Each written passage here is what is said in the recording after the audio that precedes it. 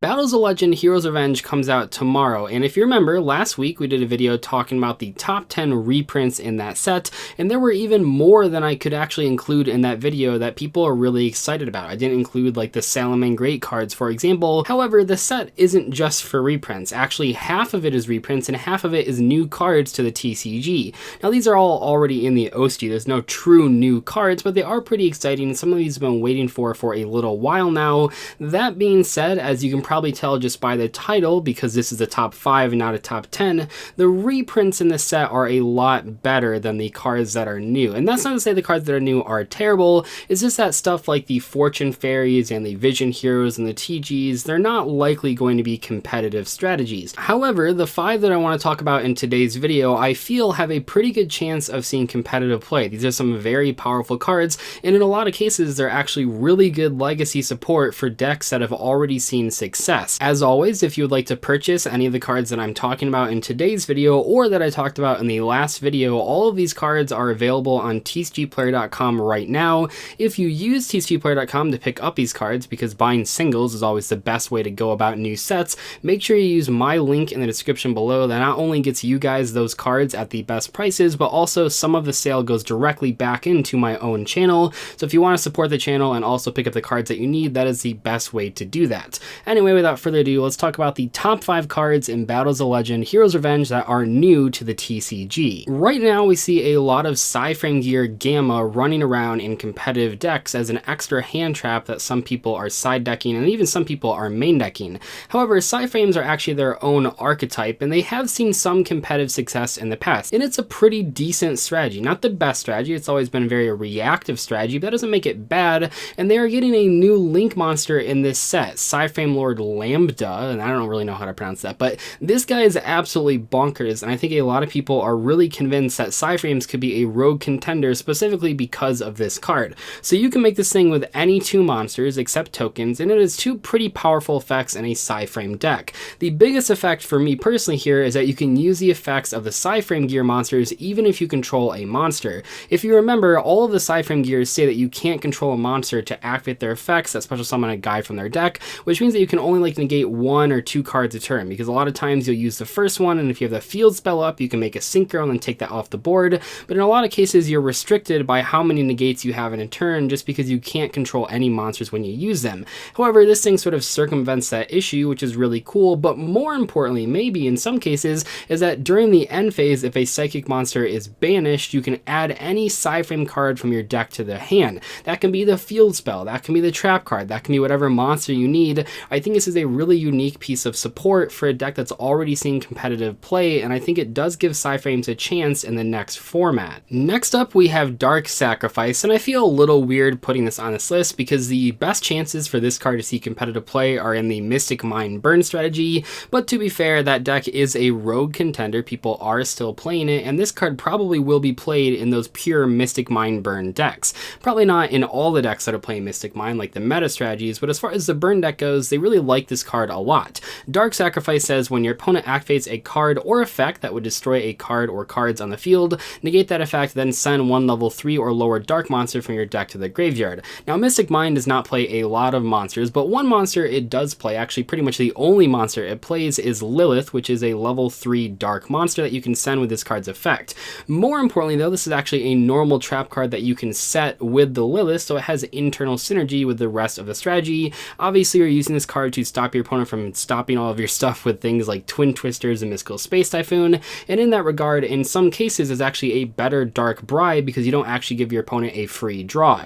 Could this card see play in other areas? I mean, certainly it has the potential to see play, I guess, in decks like Burning Abyss, if we ever saw a more control-oriented Burning Abyss deck, but realistically, this card is only going to see play in Mystic Mine, at least with the cards that we have available right now. But just like in the case of a card like Fiend Grieffiend, this is definitely a card that you want to keep in the back of your mind if you ever see a deck with level 3 or lower dark monsters, because this thing is sort of a trap version of Foolish Burial that also, in this case, can protect your board. So it is a card that you want to keep in mind even outside of decks than like Mystic Mine, but I think in the future this thing definitely does have the potential to be a tech option in a dark deck like Burning Abyss or something similar to that. At number 3, we have perhaps my favorite card in this set because I'm a huge fan of Traptrix monsters, Traptrix Sera, and this thing only takes 1 one Traptrix monster to summon except the Link monster, so not itself, and it has two pretty insane effects. I mean, it does have the usual Traptrix effects of being unaffected by traps, but more importantly, check out these first two effects because they do some pretty crazy things when used with already good Traptrix monsters. So first off, if a normal trap card is activated, you can special summon a Traptrix monster from your deck with a name different from cards you control, and then also if your other Traptrix monster's effect is activated, you can set one whole normal trap card directly from your deck. Now, how is this card used? Well, in my mind, if you just have a Traptrix Myrmilio, you can get so much advantage off of that one card. If you summon the Myrmilio, you can add a trap hole to your hand, perhaps Bottomless or Time Space or anything along those lines, and then you turn the one Myrmilio into this new Traptrix Sera. Now, after this, on your opponent's turn, when you use that trap hole that you searched as a free +1, not only are you getting the advantage of that trap hole card, probably dealing with at least one of your opponent's monsters, now you can also special summon another copy of Traptrix Myrmilio from your deck because you no longer control one. That Myrmilio's effect activates to blow up a back row, and then the Sera's effect activates to set another whole trap card directly from your deck. That Myrmilio added a trap hole to your hand, which then took out an opponent's monster, and then you special summon another one,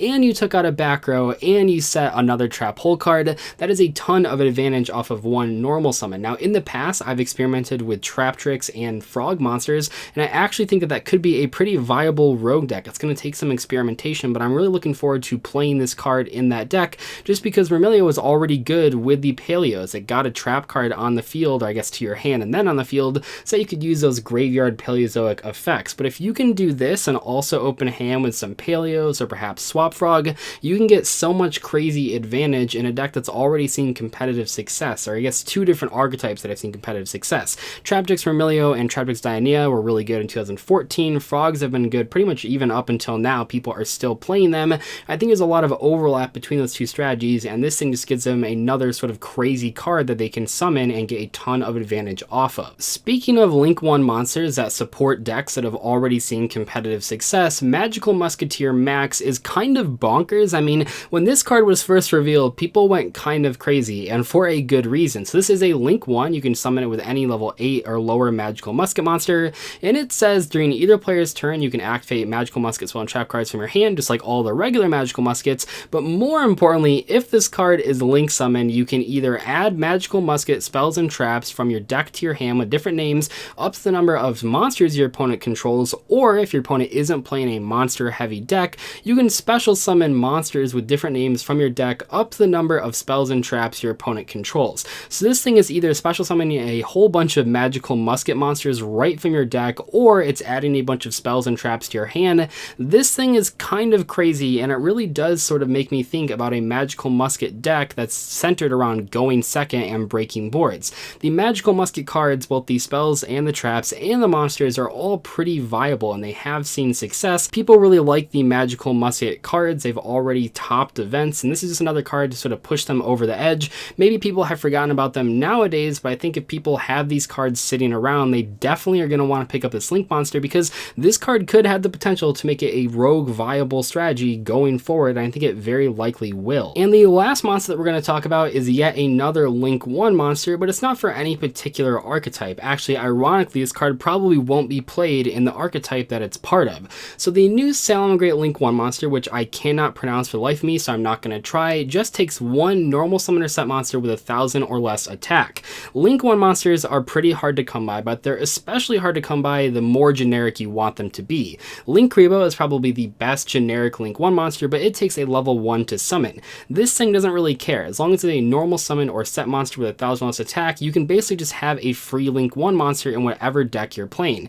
This thing does have an on-field effect, but this is more a card that will be played because of what it is, not necessarily because of what it does. One great combo with this card that people are already doing in the OSG is that you can play this card in Altergeist in combination with Sangan.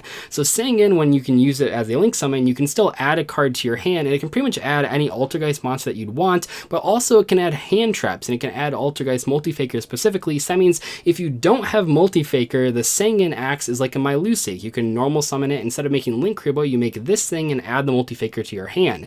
If you already have the Multifaker and the Sangan, you can just search a different hand trap, then the Sangan drawback doesn't really come into play. This thing is likely going to see play in a lot of decks. Pretty much any deck that can meet the summoning requirement will want to play this Sing. Ironically though, like I said, the Sing isn't very good in an actual Salamangreat deck because they have Balinks already.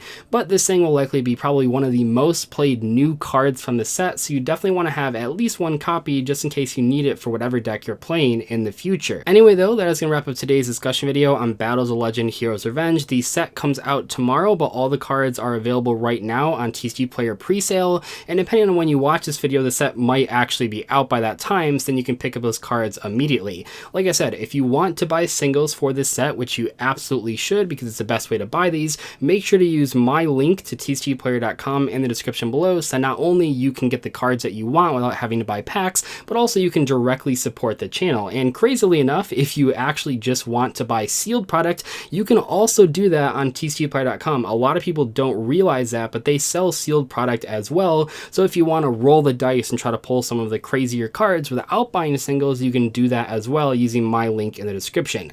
I'll see you guys later though. Thank you so much for watching today's video. Goodbye.